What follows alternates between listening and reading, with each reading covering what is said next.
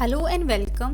अगला क्वेश्चन है हमारे पास, under what circumstances may a search warrant be issued by a court. तो किन सर्कमस्टांसेस में एक सर्च वारंट इशू किया जा सकता है कोर्ट के द्वारा। ये क्वेश्चन हमारे पास बीजीएस 1977, आरजीएस 1991, 1999, 2011 और डीजीएस 2008 में पूछा गया है। आंसर हम स्टार्ट करेंगे इंट्रोडक्शन से। इंट्रोडक्शन में आ गया हमारे पास एक सर्च वारंट एक रिटन अथॉरिटी है जो दी जाती है पुलिस को या किसी और पर्सन को कोर्ट के द्वारा या फिर एक मजिस्ट्रेट को सर्च करने के लिए किसी भी प्लेस को। ये जो सर्च है ये जनरल सर्च भी हो सकती है और ये सर्च हो सकती है किसी स्पेसिफाइड थिंग के लिए, डॉक्यूमेंट के लिए या पर्सन के लिए। इशू करने से पहले सर्च वारंट जो कोर्ट है उसके पास रीज़न होना चाहिए बिलीव करने का कि जो पर्सन जिसको समन्स जो है वो इशू किए गए हैं अंडर सेक्शन 91 वो प्रोड्यूस नहीं करेगा डॉक्यूमेंट या थिंग। देयर मस्ट कुछ जो है यहाँ पे जस्टिफिएबल ग्राउंड होना चाहिए कोर्ट के लिए ये फॉर्म करने का ओपिनियन। सिंस सर्च वारंट जो है वो इन्वॉल्व करता है इंट्रूजन जो है प्रिवेसी का, हैंस ये एक्सरसाइज किया जाना चाहिए ग्रेट केयर और कॉशन के साथ। तो बेसिकली हमने इंट्रोडक्शन में जो है सर्च वारंट के बारे में थोड़ा सा देखा है कि सर्च वारंट होता क्या है, ये जनरल हो सकता है, स्पेसिफिक हो सकता है, ये किन सर्कमस्टांसेस में इशू किया जाता है जब कोर्ट को रीज़न टू बिलीव है कि जो डॉक्यूमेंट और थिंग जो है समन जो भेजा गया था उससे जो है प्रोड्यूस नहीं होंगे। अब आ गया हमारे पास मेन कंटेंट आंसर का कि सर्कमस्टांसेस जिसमें एक सर्च वारंट इशू किया जा सकता है। ये आ गया हमारे पास सेक्शन 93 से 98 जो है कोड का, वो ले डाउन करते हैं सर्कमस्टांसेस जिसमें सर्च वारंट इशू किया जा सकता है कोर्ट के द्वारा। पहला आ गया हमारे पास सर्च जो है डॉक्यूमेंट की या थिंग की जो नेसेसरी है इन्वेस्टिगेशन के लिए, ट्रायल एटसेट्रा के लिए। ये आ गया हमारे पास सेक्शन 93 में। सेक्शन 93 प्रोवाइड करता है कि जहाँ पे कोई भी डॉक्यूमेंट या थिंग रिक्वायर्ड है कोर्ट के द्वारा जो नेसेसरी है इन्वेस्टिगेशन के लिए, इंक्वायरी के लिए, ट्रायल के लिए या किसी और प्रोसीडिंग के लिए कोर्ट के अंडर, तो कोर्ट जो है वो इशू कर सकता है सर्च वारंट सेम के लिए अगर कौन कौन सी कंडीशंस है हमारे पास। पहला आ गया वो पर्सन जिसकी पावर ऑफ पोजेशन में, मतलब जिसकी पोजेशन में वो डॉक्यूमेंट या थिंग है, वो रिफ्यूज़ करता है प्रोड्यूस करने को उसको even after issue of summons under section 91 और 92, कि समन्स इशू करने के बाद भी वो पर्सन जिसकी पोजेशन में वो डॉक्यूमेंट या थिंग है वो रिफ्यूज़ कर देता है कोर्ट में प्रोड्यूस करने के लिए। फिर आ गया ये जो डॉक्यूमेंट या थिंग है ये नोन नहीं है कोर्ट को कि ये किसके पोजेशन में है। तीसरा आ गया अगर कोर्ट कंसिडर करता है कि जो पर्पज़ वो सर्व किया जाएगा जनरल इंस्पेक्शन से ही, तो इसमें जो है स्पेसिफिकली किसी चीज़ को मंगवा सकते हैं इंस्पेक्शन के लिए। अगर ये चीज़ जो है जो सर्च की जानी है ये कस्टडी में है पोस्टल या टेलीग्राफ अथॉरिटी की, तो सिर्फ डिस्ट्रिक्ट मजिस्ट्रेट और हमारे पास चीफ जुडिशियल मजिस्ट्रेट ही इशू कर सकते हैं सर्च वारंट को। सेकंड आ गया हमारे पास सर्च जो है स्टोलन प्रॉपर्टी की, फोर्ज्ड डॉक्यूमेंट की एटसेट्रा।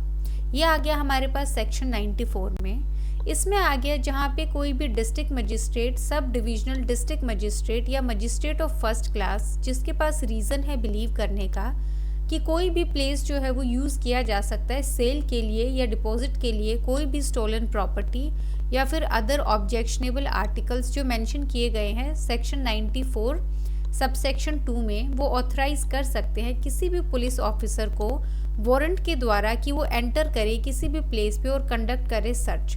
तो यहाँ पे जो है सर्च कंडक्ट की जा सकती है किसी भी प्लेस पे किसी भी स्टोलन प्रॉपर्टी के लिए या फोर्ज डॉक्यूमेंट के लिए। थर्ड आ गया हमारे पास सर्च करना कोई भी सेडिशियस या ऑब्सीन डॉक्यूमेंट, सेक्शन 95 आ गया इसमें हमारे पास, जहाँ पे कोई भी मैटर कंटेन किया जाता है किसी भी न्यूज़पेपर में या फिर बुक में या किसी भी डॉक्यूमेंट में, अगर वो पनिशेबल है under section 124A, 153A, 153B या फिर सेक्शन 292, 293 या 295A जो है हमारे पास आईपीसी का। ये जो मैटर है ये डिक्लेयर किया जा सकता है जो स्टेट गवर्नमेंट है कि ये फोरफिटेड। जो मजिस्ट्रेट है वो इशू कर सकता है वारंट ऑथराइज करके किसी भी पुलिस ऑफिसर को वो सर्च करे कि प्रीमिसेस को जहाँ पे ये बुक या डॉक्यूमेंट जो है वो रीजनेबली सस्पेक्ट किया गया है कि वो यहाँ है। तो ये जो सेक्शंस है हमारे पास ये सेडिशन वगैरह के सेक्शंस हैं। तो इसमें अगर कोई भी ऐसा मटेरियल किसी बुक में, डॉक्यूमेंट में या न्यूज़पेपर में पब्लिश हुआ है तो उसकी सर्च के लिए भी जो है वारंट इशू किया जा सकता है। फोर्थ आ गया हमारे पास सर्च करना पर्सन को जो रॉन्गफुली कन्फाइन किया गया है सेक्शन 97 में।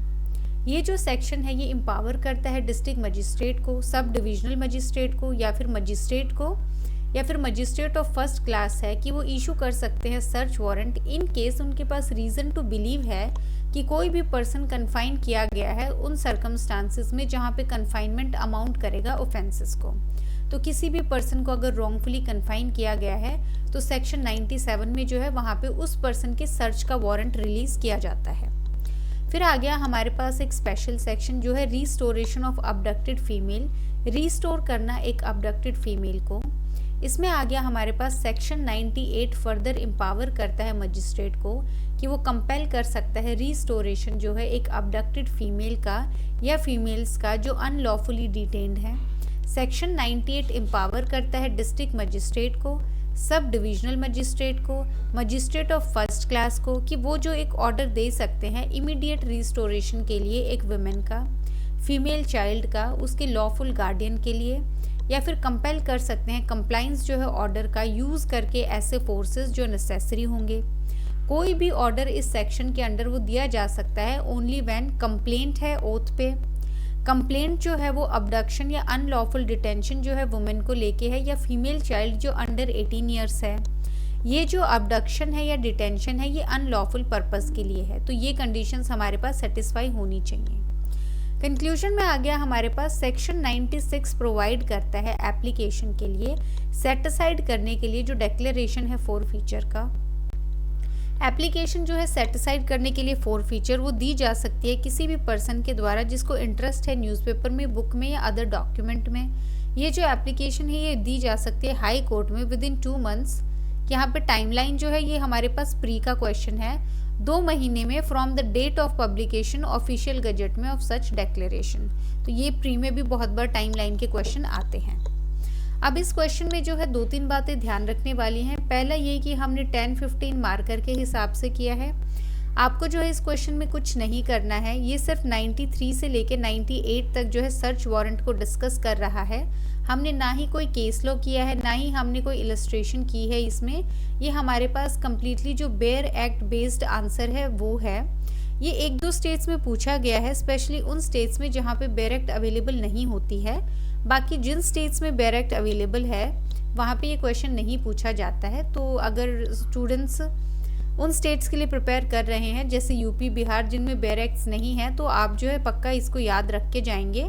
जिन स्टेट्स में बेयर एक्ट अवेलेबल है वो बेयर एक्ट उठा के 93 to 98 सेक्शन जो है निकाल के थोड़ा सा इंट्रो लिख के और कंक्लूजन ध्यान में रखते हुए आप बेयर एक्ट से उठा के इसका जो है क्रक्स लिख सकते हैं। और जो हेडिंग्स है हमारे पास वो आप थोड़ा सा ध्यान रख सकते हैं। बाकी ये जो आंसर है ये कम्प्लीटली बेयर एक्ट बेस्ड है। बाकी इस आंसर में हमने सब कुछ इंक्लूड कर लिया है। So thank you.